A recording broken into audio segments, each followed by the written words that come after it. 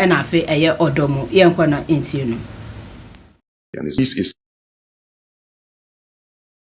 our dedication and devotion to God, because He, by attribute, is peaceful, and indeed He is the source of peace. And the best that He offers us as humans for a more purposeful and meaningful survival is peace. Peace, therefore, does not have a timetable. There is no moment in our lives when we will not need peace. But violence is the product of action. And I quote Colonel Pierre Texan, and he made a very profound statement about that. He said, violence is an abstraction, it's abstract. But it is the human action that incarnates. So therefore, he calls on us that we should not incarnate violence. Few days, our country has been thrown into a state of turmoil, risen passion, indeed threatening to slide. Abusia wonsa foforo emono enche bia na mapanyi Excellency John Dramani Mahama yen sakraye kakra ewo eye ne aban no emu chichu ene eye parliament na ensisaye ne bi a eba ye no akwakoda di epefe se eye ora Kenneth Gilbert AJ yesi ono ena sabre de ombra embeye defense minister sanse ena anu atoriye nchama esi ye wo eye obuase ewo helicopter no ahyiase emu no ye hwe eye defense minister na ehu ahia se wo se yetumi enya ensia na emu sanse na akonwa na atompan na eno ena eye mampanyi ebo ye ready na ere no ono enye nipa foforo na adwuma no kra anya na adwuma foforo sanse na oye deputy minister of defense international no wono ababeye minister no ankasa dia na chese nhyeda enye bibia ekire so edema owura no ne science no nana brewa eyipuma kwemu emasa brede wabomodin a ya signa ama wakotena eye ne office official no sha brede na chese ya introduce no to the office woko na wakoshe edwuma ase na obra edwuma de ne ekoso no ode aseda PSA mama mpanyi si wanya ne mugidie ese waye bi pen no betumi aye na wode ahye ne nsa ese wonye na ode nsambi so etudwa eka ho yenkwa na enti no. It is a great honor and privilege to return to the Ministry of Defense, this time as a substantive Minister for Defense, following my appointment by His Excellency the President of the Republic and Commander-in-Chief of the Ghana Armed Forces. I am deeply grateful to His Excellency the President for the confidence reposed in me and for the opportunity to once again serve in this important ministry and contribute to peace, security, stability of our beloved country. For me, this appointment represents a return to a familiar ground. Between 2015 and 2017, I had the privilege of serving as Deputy Minister for Defense. That experience gave me a deep appreciation of the professionalism, discipline, sacrifice, and dedication of the men and women of the Ghana Armed Forces and the civilian employees. It also gave me a clear understanding of the important role of the staff of the ministry and the collective effort required to sustain an effective national defense establishment. I therefore return with a strong sense of belonging to the defense family. I recognize many familiar faces and look forward to reconnecting with old colleagues while getting to know those who have joined the ministry since my previous tenure.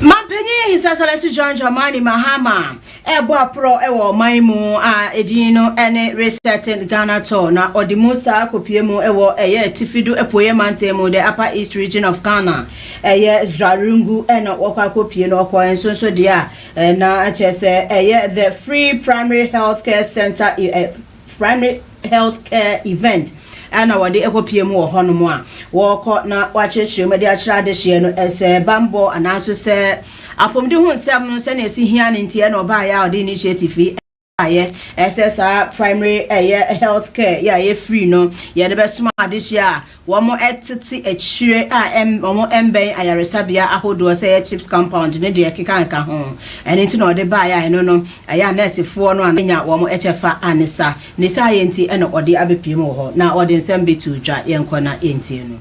Much more to add.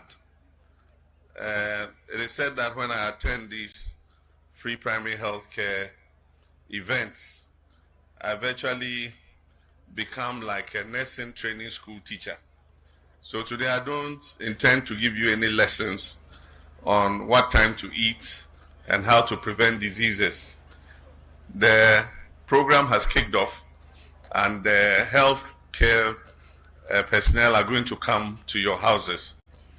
I just want to touch on that part because that's the most important part of the whole free primary health care program. The minister has explained to you how it works. We have 3 tiers of our health coverage. We used to have only one, which was the national health insurance, but it was limited in scope. It, at the time we came into office, had captured just about a bit above 60% of the population. So it meant that there was almost 40% of the population that had no health coverage. And they had no health coverage because of accessibility, distance from facility, and so many other factors.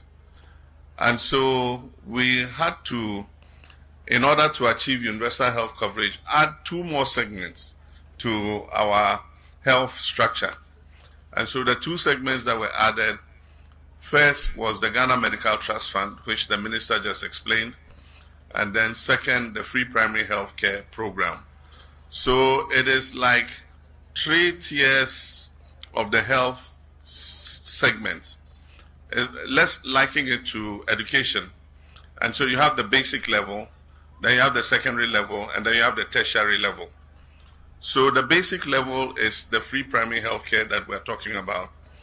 And that ranges from your CHIPS compound, actually it ranges from your health kiosks to the CHIPS compounds, then to the health centers and to the polyclinics. Once you graduate above the polyclinic level and you go to the district hospital, then you are entering the NHIS zone.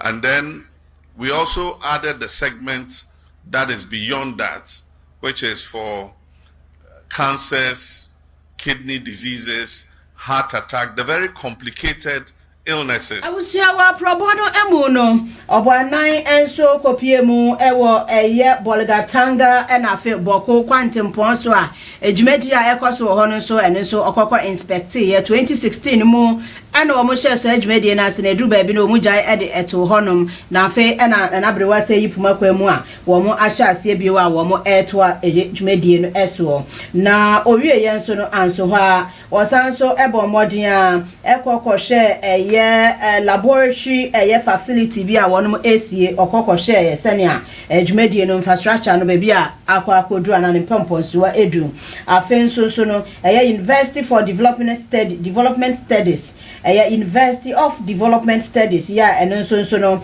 wonum esie no eno so na fe bridge major bridge bi a eno so form part of the Bolgatanga Boko corridor no so no bo anan kokọ hye de ekoso anaso se akosie na esanse na akoya akwan ho ensem enti no soafo hye oman yakwan ntempon ene akwan ensem eso onyanfo kwame governance agboza okobi na wono na obomodin ma highlight ya na so se oma mampanyi breakdown as to be adwumedie no akwakodru yenkona enti. And believing that this corridor is one of the most critical corridors in our country. Works actually started in 2016 under then Road Fund. Unfortunately, we lost in 2016. It was abandoned for a while, and then government decided to take a loan. We can see with many of those projects, it's stalled again because of our debt crisis. They are calling it lots, Mr. President, but in actual fact, they are just sections. They broke them into work within the project conveniently. So they are not really lots, they are just sections of the same project so that everybody gets clear. They are not different lots for the same contractor. Your Excellency, this project is one of the projects you regularly ask, what are we going to do to get it completed? And you directed that whatever it takes to make sure that this project finishes along all the big push projects. That is end of 2027, we should do whatever it is. I must say we've engaged the contractors. We are no longer going ahead with their loans. We had a very fruitful discussion with the finance minister. He encourages us to put it on our budget, which we have done. So today, you will notice that the contractors are back to site. They are beginning to clean up things, bring equipment to start. We are committed to making sure that they don't leave the site. One of the reasons they left the site was also because they raised certificates of 28 million euros and they were never paid anything.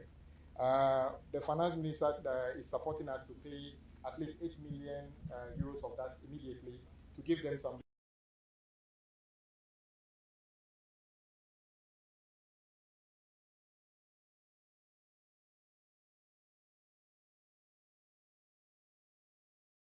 Yes, the senior citizen did raise a very valid point. Normally, when we do road through communities, we allow for some 3-4 kilometers to do some accesses to the health center, the school, the Chief's Palace, places of significance. We missed that on the Zebila town. So I was and some for emono. I Rashabedoni demand show more for say a rebi. On a young folk would jo upon Kroma and while Tebri and Sambia now file a suit at the Tia Supreme Court. Yes, I ready or challenging a year constitutional and administrative a year warrants. Yes, I breno Nina is Chief Justice Asher as cases be. Yeah, and no, almost say criminal trials, no, and also say in someone a deep set or minor or more to me shahun some ecan and many ya now one more epan up with Sibreno, and was a more to me shahun some come. Nano and I ever could jump on from my babbage to the say court to no announce say a year at a more for no judges no one more a year legal vacation. Legal vacation is a year from a year August 1st. To a September 30th, no, one more echo break. Yeah, no, apart from a Easter and Christmas breaks, I kono, and also a break be a one more cockot na a tree. No, sir, no moon shed and dear Sembia, sir, as the son said, I just saw some na ye nebrepa. Na no, na sabre dia judge for a quam media emuya, or motitu ya. And so no, Chief Justice Asher Sestelano, a case video was selected.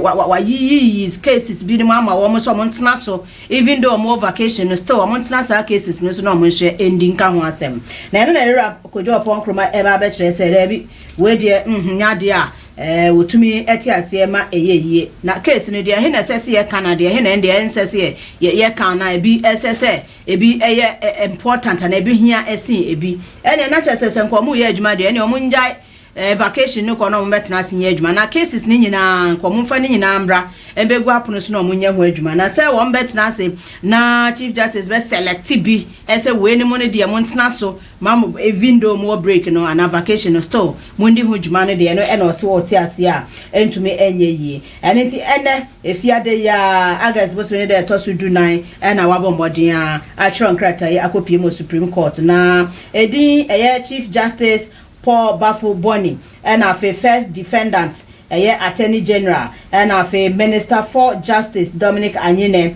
or more also a second defendant in Kofwa as Abredie or Hiasa or Mobana or Mukojina Court in Nimnomko in Sembiano Ede Emano and Maboboso and what you say Supreme Court under Article 2 Clause 1 and Article 130 Clause 1 of the 1992 Constitution no maho kwan esa ananso se esiki esa sa akwantu anamo awoto no otumi etu so onte ne ho ase aniti ene wetu sa anamo we nti sa brede na chese ho ensem no kojo upon enkroma ofanse yirebe mrahye bejeni na sa brede wa file suit against Supreme Court say wo enhye na wo enyi sa ansem na no efa emano na entiase ensumi enye atwuma abusua mefri eno so na makomanim ewo ensem fufuro mu dia ene na ukopie mu ewo eye Kasua Akwele District Court and na commercial drivers and private vehicles owners and drivers ene omo ho akadwe mu anne no yetumi ache omo na ye de omo akogire mu ewo eye court na court no ebua omo na wa fine omo 540 Ghana cedis each omo enfum so an omo bone ene sen ana so se offense ne ene de he emergency lighting and sirens and fog lights omo yusu and anokra no inferior minister Dibabe Tuja ana ochire mu se sa eye eniama no any police escort ne de ka ho no wo hie bia se ne fata se wo se ubepie mu ewo ho no mo ndetumi amaw eye ehotumi ansa na wetumi ayusu sa eniama no ana se ono inferior minister eni ho no ma IGP enso ewo akwanya so no so etumi tina so no hye sa ansam no eka na wanye ne sa na wa do pe edi tu sa anamo no a ewo se mra na etimi eniudi eno enenam so ma sa brede motor traffic and transport department of MTTD Kasua Winiba Road ho wonom ahye na womo etu sa anamo we na commander superintendent Hannah Ejay wono eno obo modian na one ensentrofo etwetwe nkomo ekyerehye ensemu wobra asendie no ekoso ewieye I don't know. Oh, say my kwan say drivers some use light no. And yeah, my education several times say just but it's like it has fallen a deaf ear. Until but say yeah exercise nationwide exercise. And then some of them ba say offenses or more committee na ya do ba. So by Zukra na say to me police this permission. Nti enye say ya exempt or some dem use nti sir. Oh say for about a very long time drivers no yeah caution was say unapproved light. Yeah, my education say just idea but it's like on my nationwide exercise. I say yeah. It's a message the number 28 by and so far conviction or any conviction which is 45 penalty unit. Which is 500 Ghana cedis.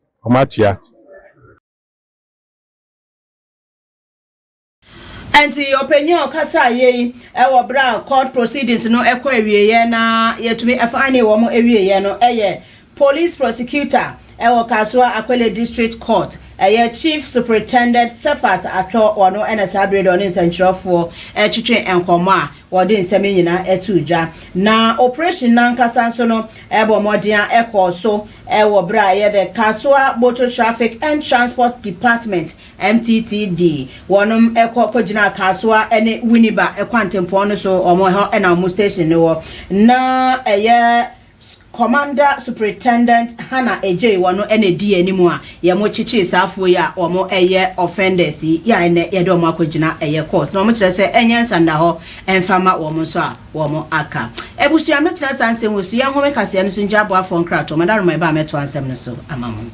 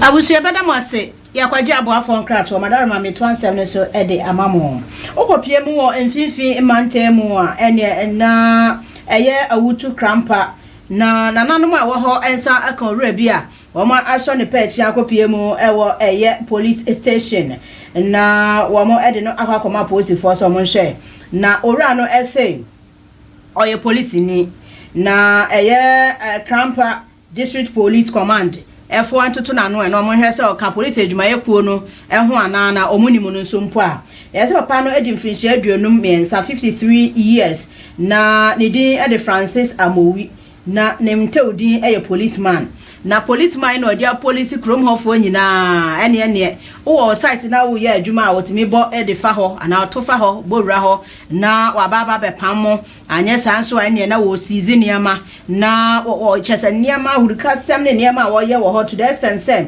wo ya asase wura kra na wankasa wakọ asase so a wo ye wadwuma no wotumi ba ho nom na chese obekire eye mensem e wo ho nom na eno na nananom atena se ahia na mo si da papa yi ase ne policy ye no eye atrapo entina chese omo akukuru no a omo de na kwama eye district police command so omo nhwe na omo ne no endi sesa na okan mrante na omo na osoma wasoma na chese omo tumi eyi ensem ano e de akire eye nananom ene empanyifo ne science ena eye yensenhironi ya na monsini prosper ewusi abo anan ekopie mu ewo ho eye krampa na one eye odikro wo awutu krampa eye nan kojo yamu a etwetwe nkomo na okire mu se yampa one na asafo group no na wo mo ebombodin a ekochi papa ne sanse wo bunkofo bi afa so ebeka say defraud and use of illegal eye means ene chese niama bibre ade agege nkofo eniema na ono kra na no orei abonitre ne se obekunu eka obi na afi ni braba ne wone asafo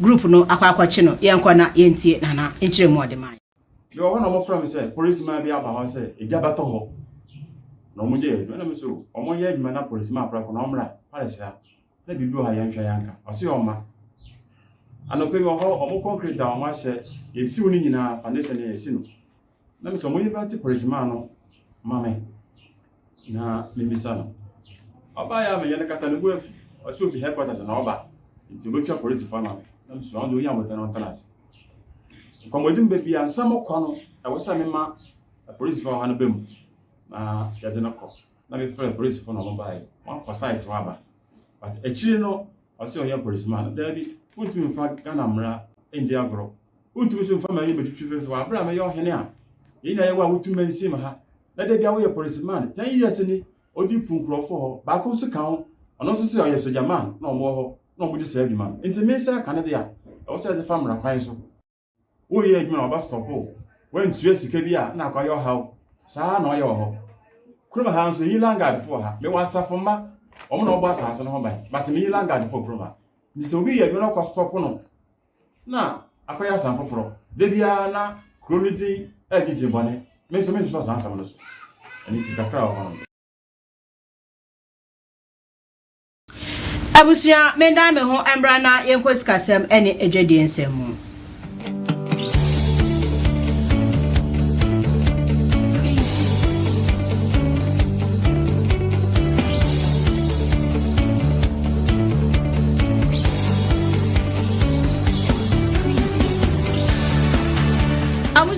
yesha eye mabunu no ese wo mo be mo mbodi na entrepreneurship insanu adwuma wo mo ebesuade aba wo ho bra no kuayo so e kansanu adwuma ne ho ebi ne science no panyi kwankyerefo me chief executive officer Edema Tribet Farms Yora Michael Boatin wabo anan akopie mu ewo eye school ba ko aya wone ma ya ewo school ho na akotwetwe nkomo na wo hye mu onkran se kuayo adwuma no eye pa na sebe ya nka wo mo hye se wo mo edi wo mo ni ebe kire ho ana ebe hwe ho na betumi aboa na eno nso no nipa etumi edi ye nya school nko asebi eye school ni ye se wo benya nimdie na nso no se ya na se wo di we no kuayo nso eka ho a eno nso etumi eboa pa na okira Osi eye mushroom ananso se emre eye sei no sika wompa na so nipa enhu enti no obehye wano ankasa hyebo se school for no bi ewo pepa se wo pese wo sua kua adwuma no se yeye no a ono ankasa atu ne ho de esi ho no mo betimi e de o ma fa sa akwan so a kire wo titru ene eye emre no eye ne ho yenko na entie no.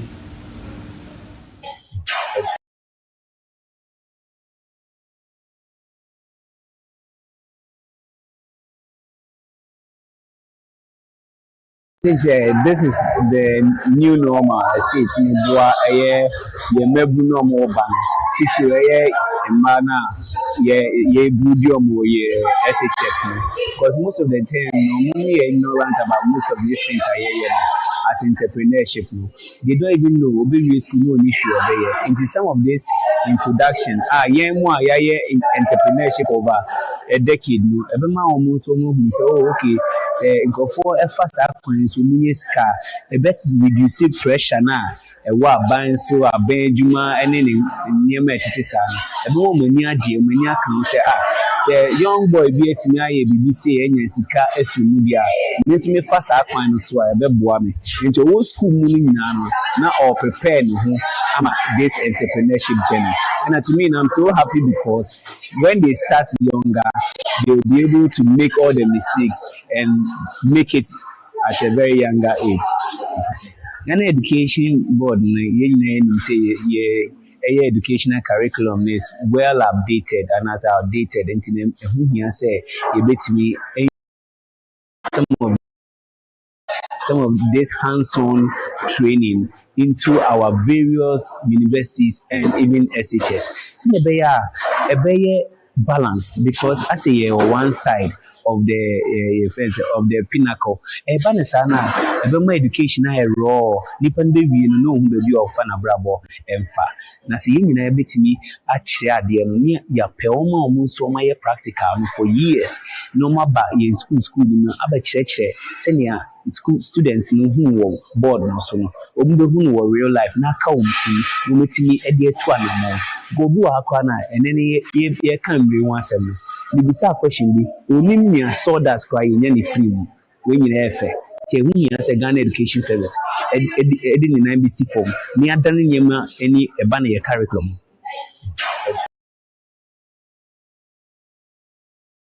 Abusia eno ehwe no eye chirechireni eba kwa na teacher ni ba kwa school ho no eye John Mensa ono so editor eye ensetrafo ekopiem ho anim na ochire estuafo na school fo no ese agriculture na na se kwadwuma nkasa no eye subject ya eno no enso no school fo no nheda empesa subject no sanse akoka se kwadwuma enti no eno krade ase owo mo enheda mpembu na so ochire se eye subject bia no nka waye o practice o theory ni nyina wie ari baba na ye oniema nyina wie na nka wako akoye practicals ewo eye field anaso se wo kwadwuma ni mu na chese no so etumi aboa eno o kira se ono krade ka ono nko a nka agriculture subject no nka be compulsory ya school ni bia no ebesua na mpo no Wachiresa field nso no ebre eso ananso se school ni bia wo pepa se obekọ eye field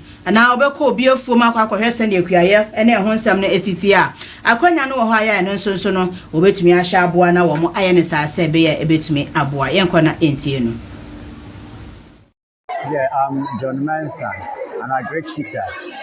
And these are environmental club members and a great students. And as a great is a practical course. And we want them to know that Agric is not only in the class, there are a lot of practical aspects that we need to do. So we want them to know that when you study Agric, there are a lot of opportunities ahead of you that you can do. There are various areas that you can branch to go and do. And you can't say that I don't have a line in Accra said, wherever you are, there are a lot of areas that you can branch into to do Agric. And then now we are teaching the topic on mushroom production. So I decided we'll take them through what we have done the theory, also come and know or get the practical aspect and get to know who are into mushroom production as a practical, so that you know that yes, what we are learning in the book, we can practice that one outside. So yet, not that we just learn the literature or the book, but then the people are also practicing it and they are making it in a big way. That is why I invited Mr. Michael Boate to come and take us through the mushroom and the essence of entrepreneurship as we are in school, as they are learning. You already know the perception about agriculture. Yes. How do you correct that? Yes. In fact, I've been telling normally they think that agriculture is only who are capitalist and those who are poor they go into agriculture. But agriculture is not about for those who are poor. Agriculture go into agri. And I also say that every day everybody eats. So if any time that you are eating, if there's agriculture somewhere who produces the food for you to eat. So agriculture is one of the basic causes, one of the important causes that we should lay more emphasis on in the nation. If I have my way, I will have made agriculture compulsory for every student in Ghana in our education system so that everybody will have knowledge in agriculture, and that can help to build our nation because the foundation of our economy or the backbone of our economy is agriculture. So when we're able to work well to make agriculture grow very well, then people are not going to suffer. Agriculture is going to make people develop more, create more employment. There are a lot of employment opportunities in the agriculture sector. The value chain is so big. Awusia sika seme ne adwade nsem so mi besia na ma sorry so Jonathan upon aye krada wo kese mu nsem bata kase no hono madarma ode beka ho amayen